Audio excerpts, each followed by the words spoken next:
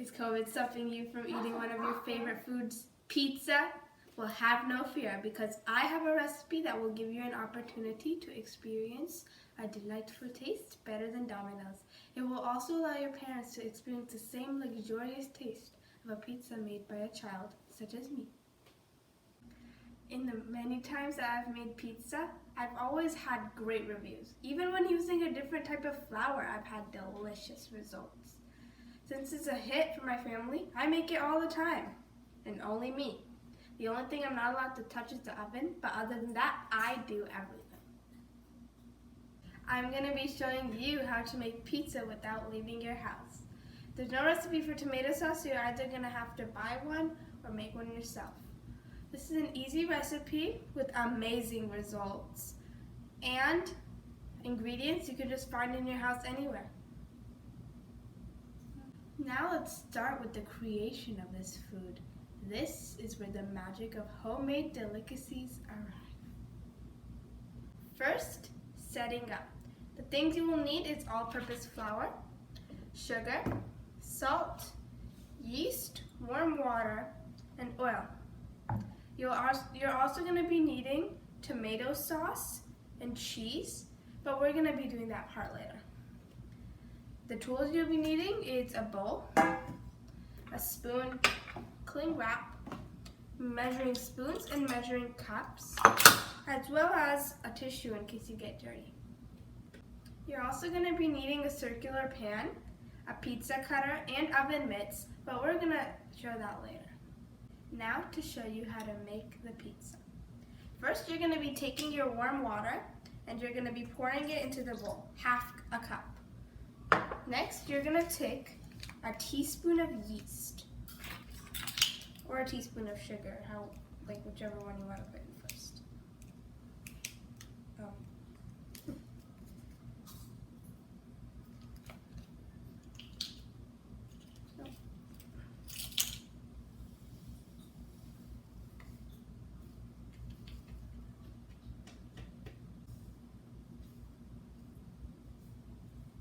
There we go, a teaspoon of yeast, or actually only 2 teaspoons.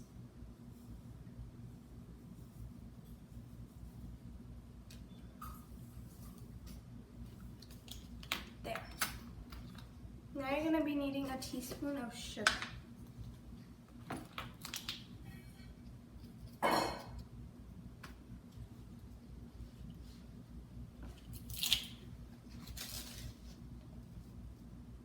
Two teaspoons.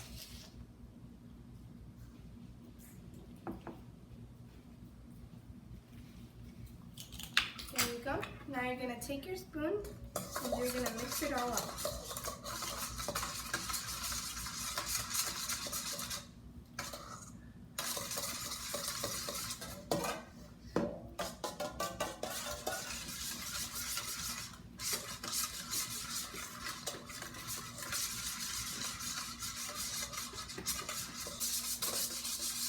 There, it's all mixed.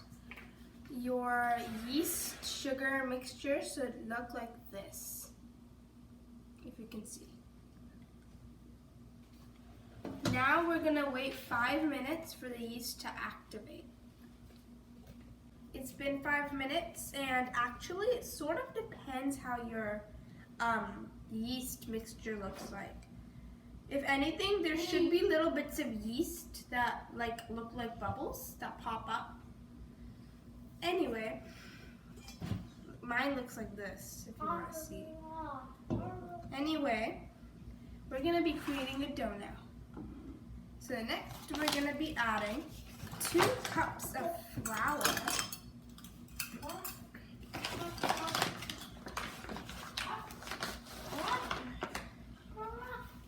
That's 1.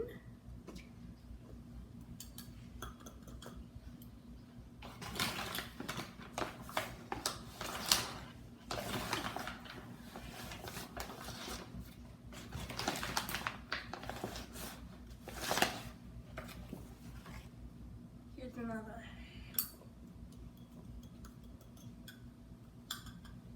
There, that's 2. Next, you're going to be adding 2 tablespoons oil. It could could be olive oil or vegetable oil. I'm using olive oil.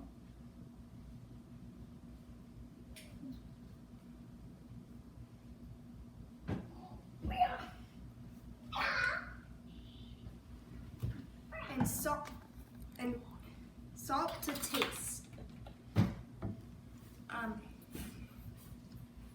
I don't use too much salt nor too little.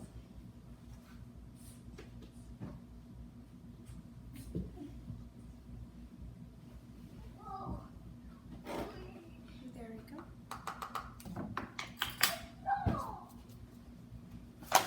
Now what you're gonna do is you're gonna knead your dough with your hands.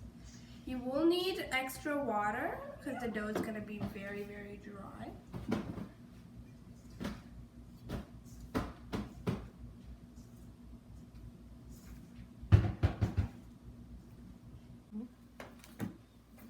There. Now the dough is really soft. We're gonna sort of shape it into a ball. Then we're gonna take it here, stretch it the slightest bit, and then tuck it in the bottom. We're gonna do that all the way. There we go. Now it's all tucked in here at the bottom. It's okay if your dough's a little bit sticky, but your dough should be soft. There, now we're gonna put it in the bowl, like in the center, and we're gonna add 2 teaspoons of oil around it.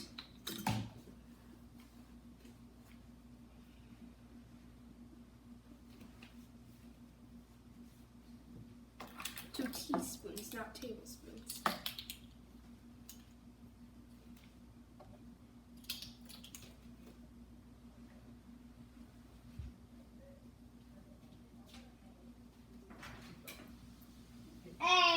When you're all done with that, then take some plastic wrap and wrap it all on the top of the bowl, like this.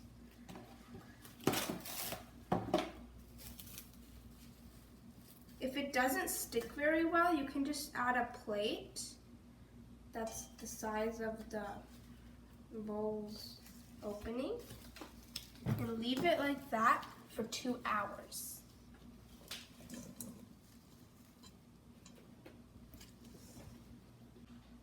So now it's been 2 hours and I covered my dough with a plate because the plastic wrap didn't work so well for me. And your dough should look like this, all inflated. So after this, you knead the dough. The first punch is always very satisfying.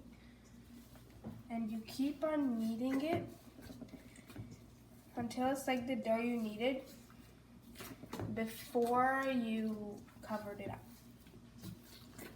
After you're done kneading all this dough, you go ahead and put it on the circular pan, which I'm gonna spray with olive oil. You can use vegetable oil. You could even drizzle some oil and somehow rub it on.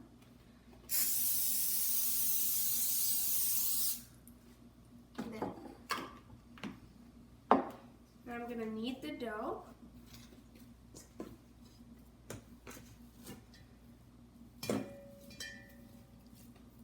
There. If you want, you can tuck in the dough and then spread it out. Then you just spread it out. Just press and gently push all around the pan.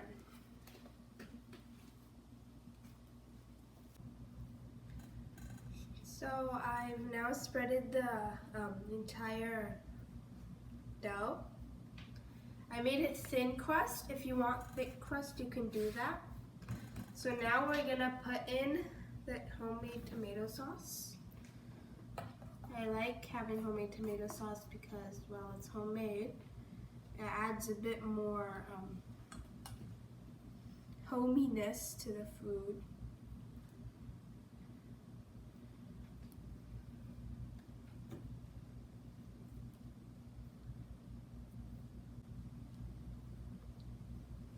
Make sure to spread the tomato sauce evenly and don't go all the way to the crust. Like this. Now toppings are optional, so if you want toppings, you can have them. Here I have some toppings, a bit of jalapeno, bell pepper, onions, and a bit of basil. But if you just want a plain cheese pizza, which I think is very bland, then that's okay. Now I'm just gonna add the toppings.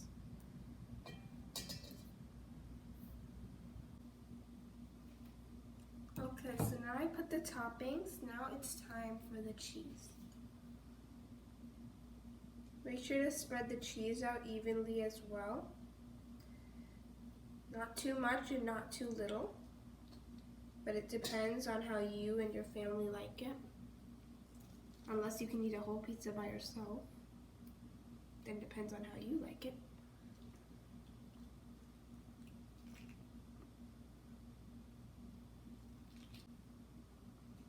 Okay, so your uncooked pizza should look like this.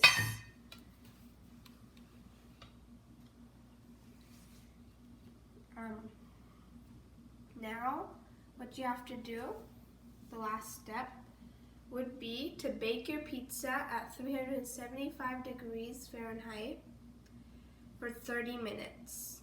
If that's too hot, you can lower the temperature.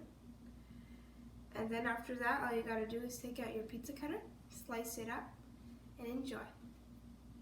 So this is the pizza after coming out of the oven at 375 degrees for 30 minutes. And it looks very good. So that's how you make homemade pizza. Activating yeast, making dough, letting the dough rise, preparing the pizza for the oven, and digging right in after it's freshly baked. Thank you for listening to this video. I hope you really do try this recipe, even if you can order pizza online, because homemade food just tastes better. So thank you for listening.